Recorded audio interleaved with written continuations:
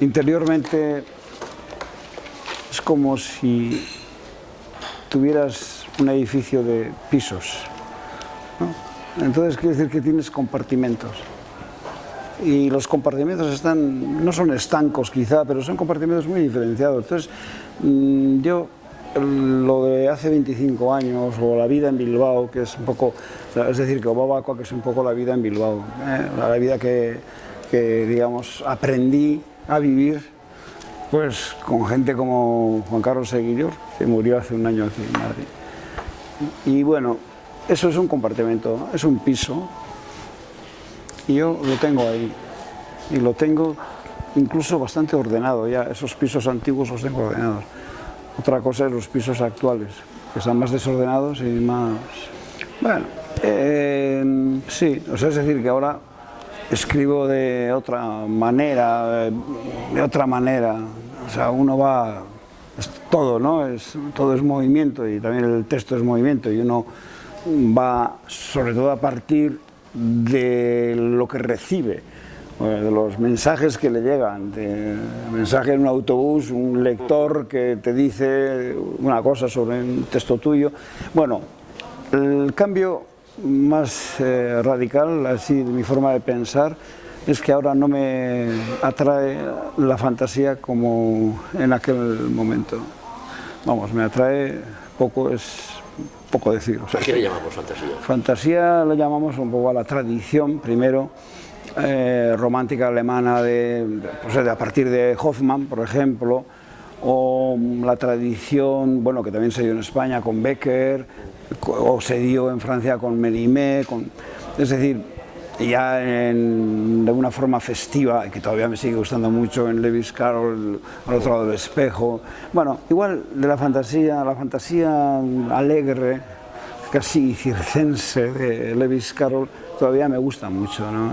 Y a veces hace poco para una revista aquí de actores hice un alfabeto que era como, digamos que como al estilo de Edward Lear o al estilo de Dodgson, de Lewis Carroll.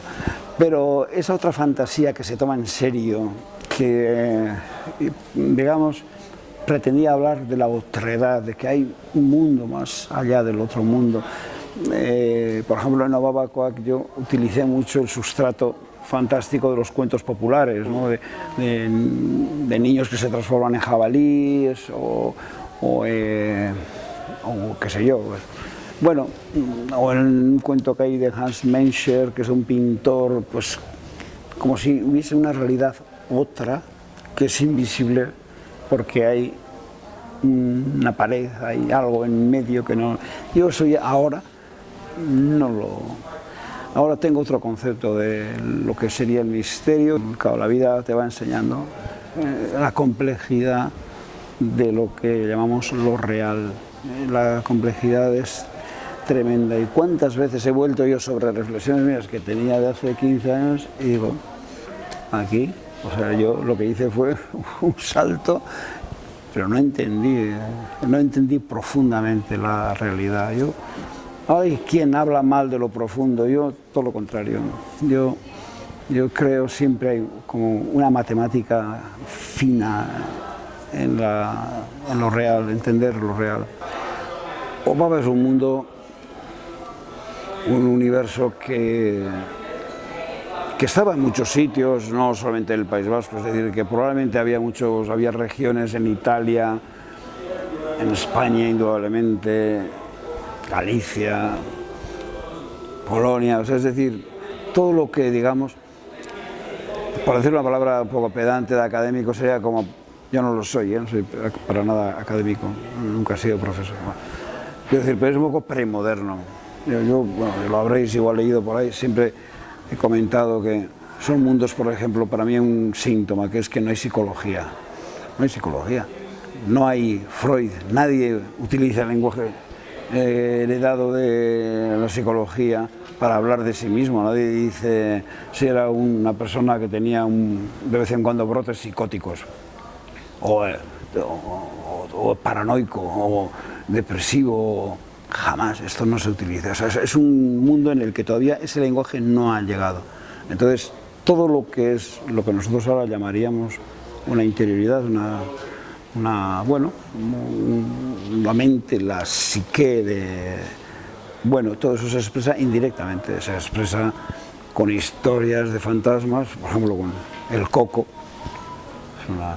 o se expresa con historias de animales, o se expresa con, bueno, con fantasmas, y es la forma. Por eso ese mundo, ya después de la psicología, y sobre todo con algo que, no sé si se dice, supongo que se dice, pero igual no con la radicalidad con que se debiera decir, que es a partir de la televisión el mundo ha cambiado, absolutamente. La televisión es el elemento crucial en el desarrollo cultural de la humanidad. Ha hecho desaparecer muchas cosas, por ejemplo la vida de la calle. En cualquier lugar anterior a la televisión, la calle estaba siempre llena de gente. La gente salía a conversar, o la gente en los bares cantaba. No había una vida. Bueno, llega la televisión, yo no hago juicios ahora sobre si eso ha sido bueno o malo, eso es muy difícil hablar en esos términos, ¿no? Pero lo que es evidente que es que la televisión ha cambiado, y ha cambiado toda la relación con el pasado, con la narración, incluso ha cambiado el lenguaje, que el lenguaje solo ya existía como en su nobleza en los lugares rurales. Eso decía Robert Graves, ¿no? Y tiene que ver con eso, ha cambiado también he escrito un poco sobre eso, en un compartimento, estoy en un tren, en un compartimento, donde aquí van señores de 70, 80 años que son de un pueblo de León y el resto es, digamos, gente como nosotros, y tal. Bueno, yo siempre me siento ahí, porque ya sé que su habla, que su tal, que su forma de hablar es de otro mundo y es poéticamente, a mí me parece, bueno, superior. Recuerdo perfectamente, fue lo de la colza, ¿sabes? ¿Os acuerdas? ¿Lo de la colza? Sí, sí, claro. Bueno, pues me llamó una tía abuela mía diciendo que, bueno, parecía que había una epidemia y entonces convenía que llevara siempre en el bolsillo, imagínate, a clases de Hegel, 7 dientes de ajo para evitar un posible contagio. O sea, de hecho, económicas, era 1980, yo asistía con el profesor Valls a las clases sobre Hegel y tal, y te imaginas hacerlo de la tía abuela, llevar... Y claro, pero bueno, siempre en fondo supersticioso, no creas que luego, eso en este caso, claro, los ajos no me atraían, pero bueno, pero todos tenemos un pequeño rincón lleno de mito y superstición. Yo tengo por ejemplo, mis manías, que no voy a decir, pero tengo mis manías con si pierdo una cosa estoy muy nervioso, ese tipo de cosas. O sea que hay algo siempre de donde yo nací, cuando yo tenía 8 años, nosotros no podíamos aprender música. A mí me hubiese dado igual, pero bueno. Pero no podíamos aprender música, solo se aprendía música en la iglesia con el órgano, a 8 kilómetros, en Tolosa, ¿no? Había músicos, compositores profesionales, había un coro que incluso hoy en día es de los coros más importantes de Europa, especializado en música de vanguardia. Hay un coro de Tolosa especializado en música de vanguardia. Entonces cantan y les llaman de conciertos de París, de tal. Bueno, eso era, incluso hace 30 años había eso, porque claro, Tolosa fue una capital, había una estructura industrial. Sí. Para decirte diferencias, hace 30 años, hace 50 o hace 60, en la zona donde yo nací, bueno, lo del esquí, yo creo, no había nadie que supiera lo que es el esquí, ni idea. A 8 kilómetros, Tolosa, estaba el primer club alpino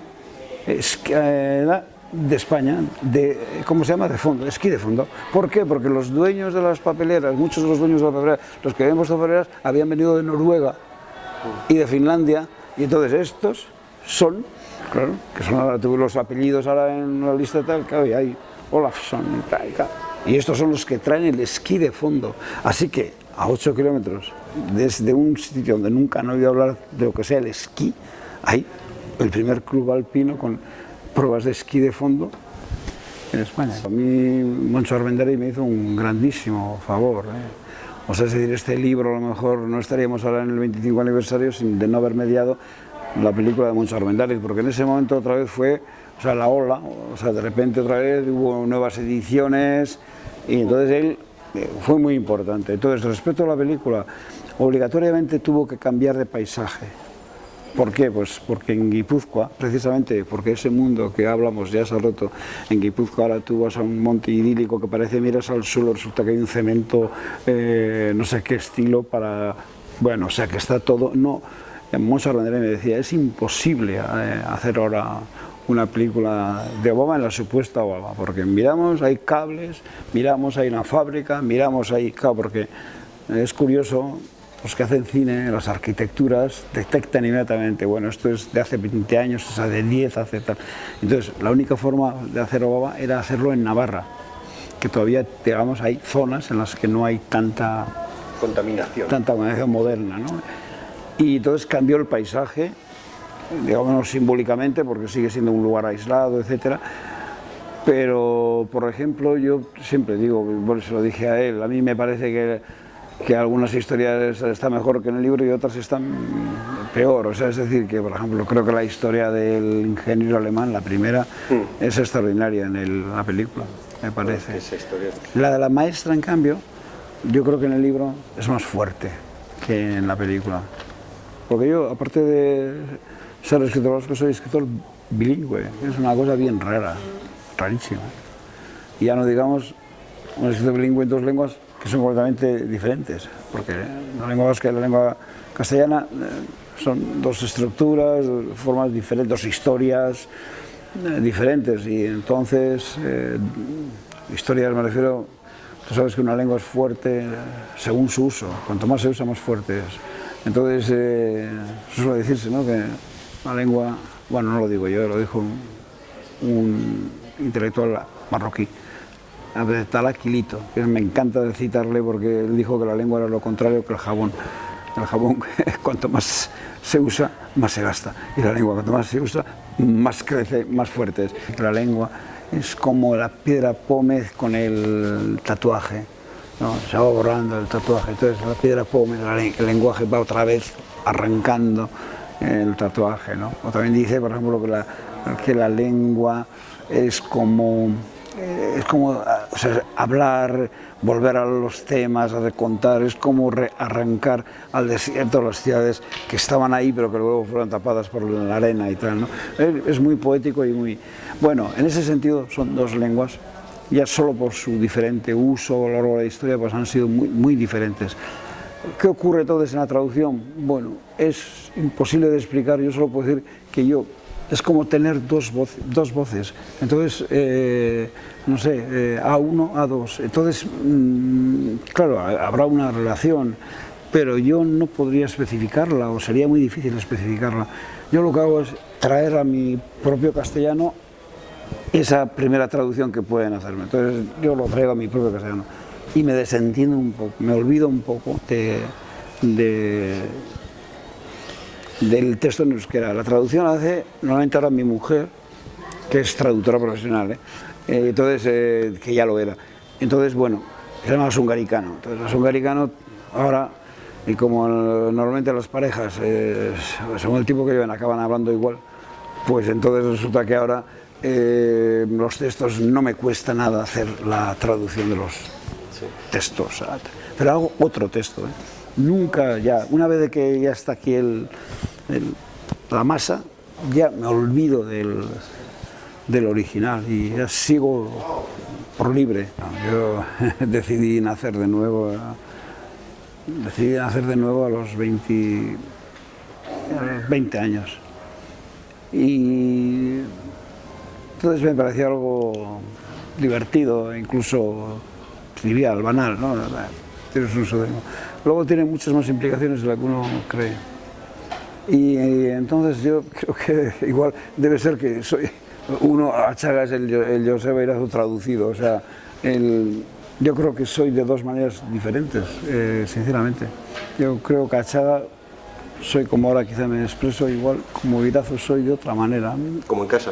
Como en casa, más callado, por ejemplo. Pero en casa sigue siendo ¿A Saga? No, yo he casado en mi zona, incluso en mi pueblo natal, no, en mi pueblo natal desde luego, pero en el pueblo donde vivo ahora, o en Vitoria, o en mi círculo de amigos, ya nadie, no me gusta que me llamen a Chaga y tal, porque me obliga a vivir en una especie de oficio constante, ¿no?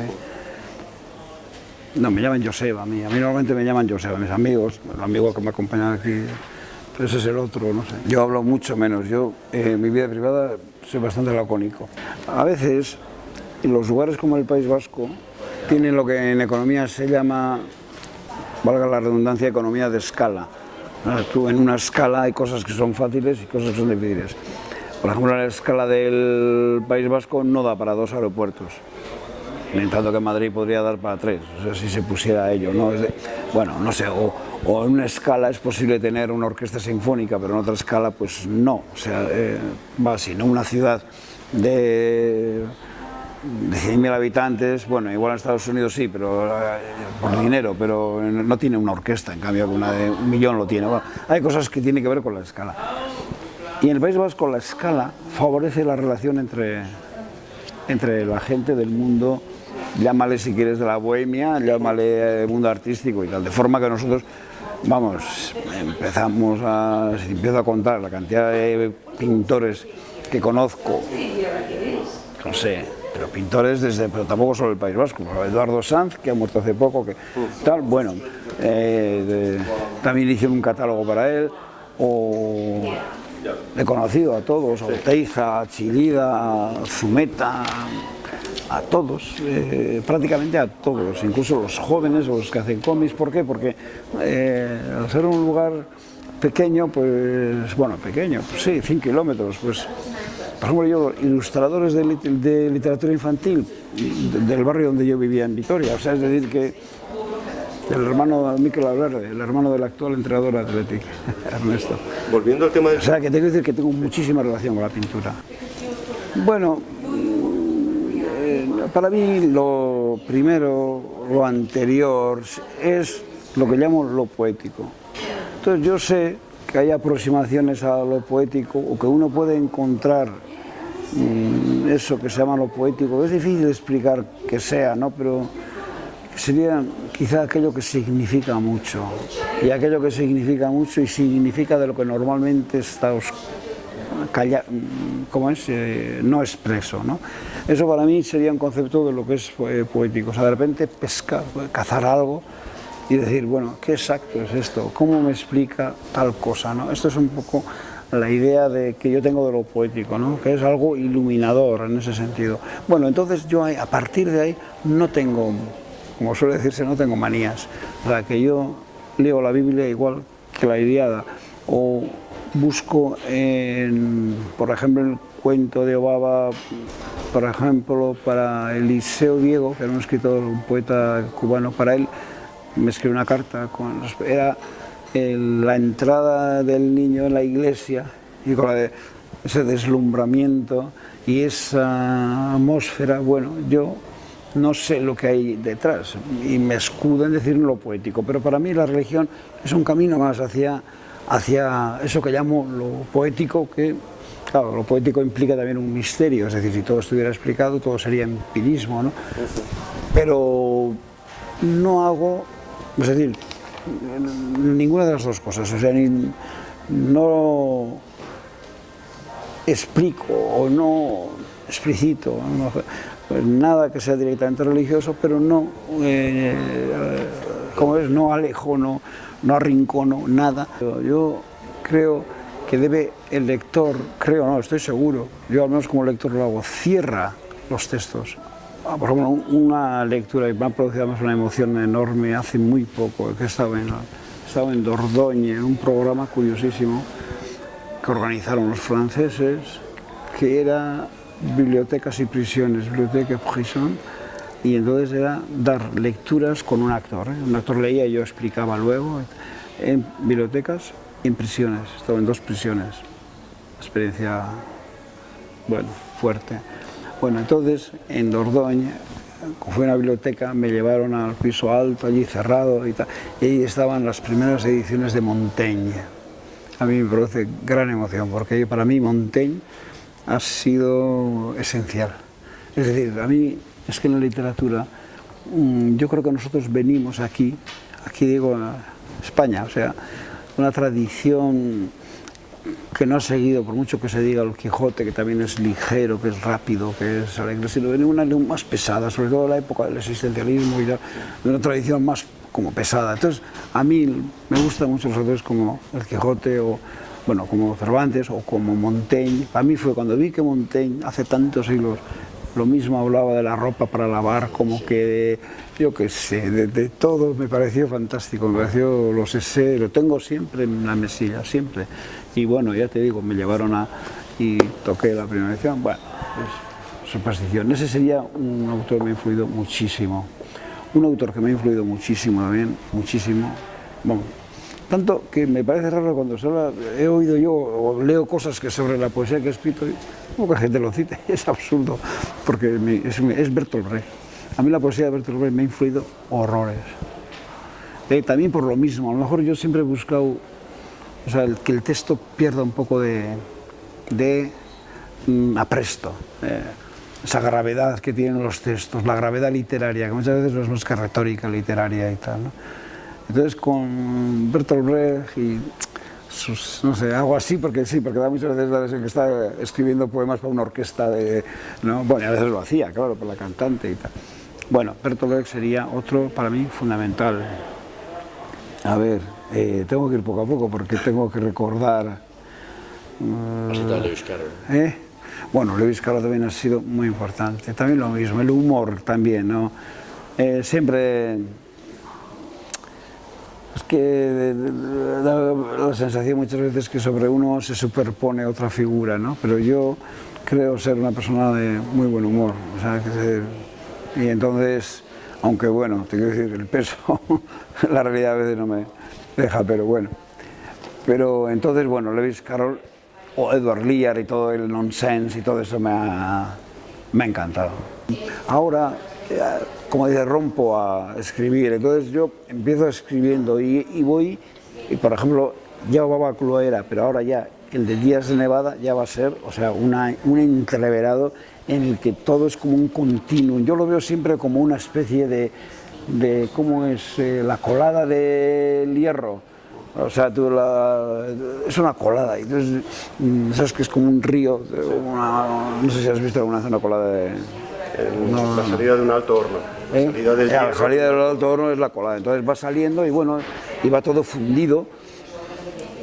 Bueno, y será solo hierro, pues en el caso este es una colada, pero que es con pues, muchos materiales. Entonces, por ejemplo, empieza siendo una crónica de Nevada, o sea, yo estoy en Nevada, estoy en Reno. Entonces, empieza con una frase que el texto empieza diciendo siempre hay silencio en Reno, ¿no? Bueno, pero ya llegamos a la cuarta pieza, que es así. Bueno, pues ya es una escena que yo he vivido, una detención en un Tex-Mex. Bien, y eso me lleva a un texto que ya solo puedo ponerlo como ficción, porque por mucho sería muy largo de explicar, pero ya no es crónica, no puede ser crónica, porque voy a ir a un texto de ficción. Y luego, bueno, y al final, el desierto, yo hablo de desierto, pero el desierto me recuerda a Lawrence de Arabia, que es la primera experiencia que tuve yo con el desierto, fue a través de una pantalla. Así que, y entonces recuerdo a partir de ahí a una asociación con un compañero mío, que llamaban Lawrence, etcétera, y acabo en la última parte del libro con un ensayo de 25 páginas sobre la imagen de Lawrence de Arabia, una teoría que tengo sobre por qué Lawrence de Arabia tenía la imagen que tenía. O sea, entonces, bueno, y en medio hay una historia que es un cuento, si quieres, pues, del equipo de cross del Colegio La Salle, o sea, una historia que tiene que ver con el equipo de cross. Hay una historia con un boxeador. Y al mismo tiempo hay una narración del primer meeting de Obama, que ver con la imagen después de la muerte de Obama. O sea, todos son imágenes después de la muerte, se va construyendo imágenes después de la muerte. Construyo la imagen de un boxeador, construyo la imagen de Lawrence de Arabia, construyo la imagen de mi madre, Pero tiene que ver con esa idea de qué queda, qué imagen queda, qué leyenda queda cuando alguien muere, ¿no? Eso es.